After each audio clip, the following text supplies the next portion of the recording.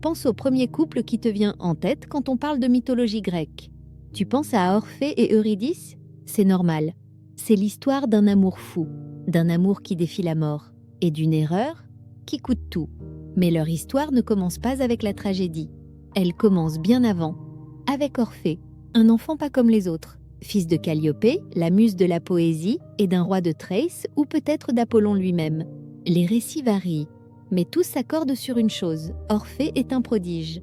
Dès sa naissance, Apollon vient le voir. Il dépose une lyre à ses pieds, un instrument magique créé par Hermès lui-même. Selon certains, cette lyre avait 7 cordes. D'autres disaient 9 en hommage aux muses, mais peu importe. Quand Orphée en joue, le monde s'arrête. Les hommes, les bêtes, les arbres, tout écoute. Même les dieux se penchent pour l'entendre. Orphée, c'est plus qu'un musicien. C'est un enchanteur, un poète, un mage du son. Il grandit entouré des muses. Il apprend tout d'elles. L'art, la danse, la poésie, la musique. Et il dépasse les maîtres. Son chant émeut les rivières. Son jeu fait pleurer les montagnes. Mais Orphée n'est pas qu'un artiste. Il veut vivre, ressentir, découvrir. Alors, quand le héros Jason cherche un équipage pour une mission périlleuse, Orphée se porte volontaire. Les autres rient. Pourquoi prendre un musicien? Mais Jason accepte. Et il a bien fait. Pendant l'expédition des Argonautes, Orphée devient indispensable.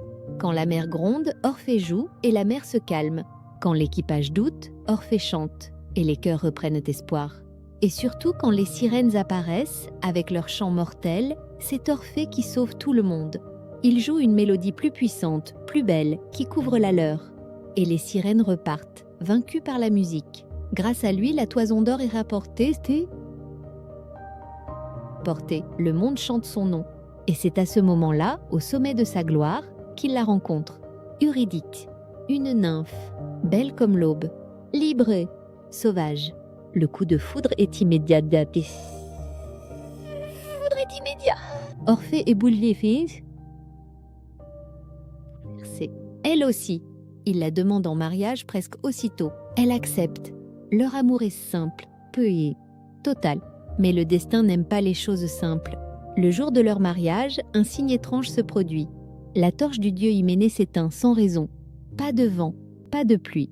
Juste une flamme qui refuse de brûler. Un présage, mauvais, et il se confirme. Peu après, alors qu'Eurydice se promène dans les bois, un homme la voit, Aristée. Séduit par sa beauté, il tente de l'attraper. Elle s'enfuit, elle court, elle trébuche. Un serpent, une morsure à la cheville. Elle meurt. Orphée est anéanti, dévasté. Il refuse la réalité, il pleure, il crie, il chante sa douleur. Mais ça ne suffit pas. Alors, il prend une décision que personne avant lui n'a osé prendre. Il descend aux enfers. Vivant, par amour, il traverse les ténèbres. Il atteint le Styx et trouve Charon le passeur. Orphée joue. Charon accepte. Puis vient Cerbère, le chien à 3 têtes. Gardien des enfers. Orphée joue encore. Et Cerbère, le monstre, se couche. Il laisse passer.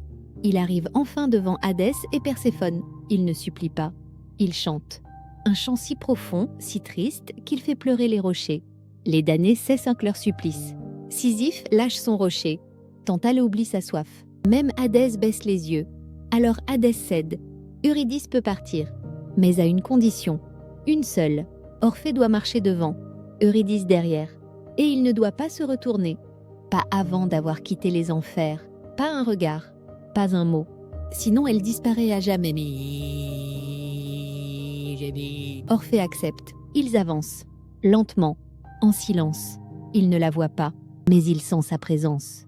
Il croit entendre ses pas. Où est-ce le vent? Le doute le ronge. Et quand la lumière du jour apparaît, quand il voit enfin la sortie, il craque. Il se retourne. Le regard d'Eurydice croise le sien. Ses bras se tendent. Mais c'est trop tard. Elle est arrachée, disparue, à jamais. Orphée sort, seul, brisé. Il erre, chante sa douleur, refuse de vivre parmi les hommes.